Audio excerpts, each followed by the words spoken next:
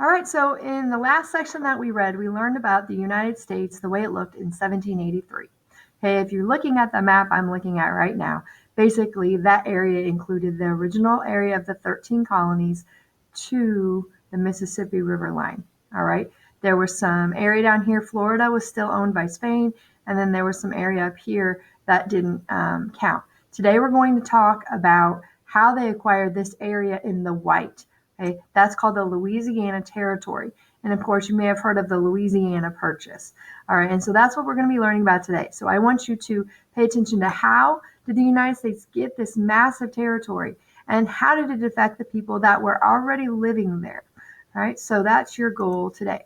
If we start reading on Section 2, Louisiana Purchase, this was in 1803. All right, so it says the first land acquisition for the United States was the Louisiana Purchase of 1803. The United States bought most of the land between the Mississippi River and the Rocky Mountains from France. This was important because Americans had interest in this area. People shipped goods down the Mississippi River to the port city of New Orleans. From there, ships took the goods to other ports all along the Atlantic coast. Shipping goods was easier and cheaper than moving goods by land in wagons over the Appalachian Mountains.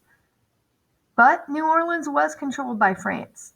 To ensure that Americans could move their goods, President Thomas Jefferson wanted to buy New Orleans. Jefferson was willing to pay up to $10 million for the port city. At this time, France feared a possible war with Great Britain. The French needed money for their army and were ready to give up their claims in North America.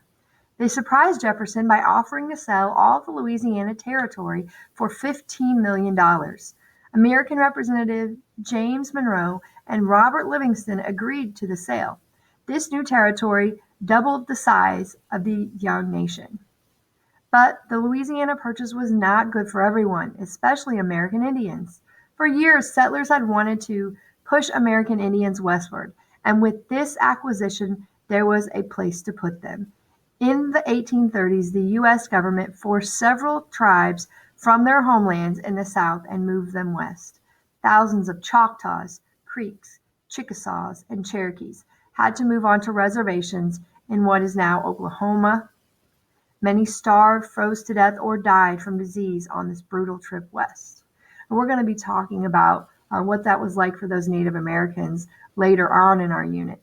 But, we always talk about the Louisiana Purchase as, it was a great thing for our country and settlers. We gained all of this territory. We had a port now that we could ship things up the river and things like that. But we always have to remember this affected other people. The Native Americans that were living in the areas that we kept taking had to move or they had to be moved. And so that is a pretty tragic part in our United States history. So again, remember, the way that we got this land was that we purchased it from France. Okay? France needed the money and we wanted the land, and so it worked out well. All right, stay tuned for how we acquire the next part of the United States.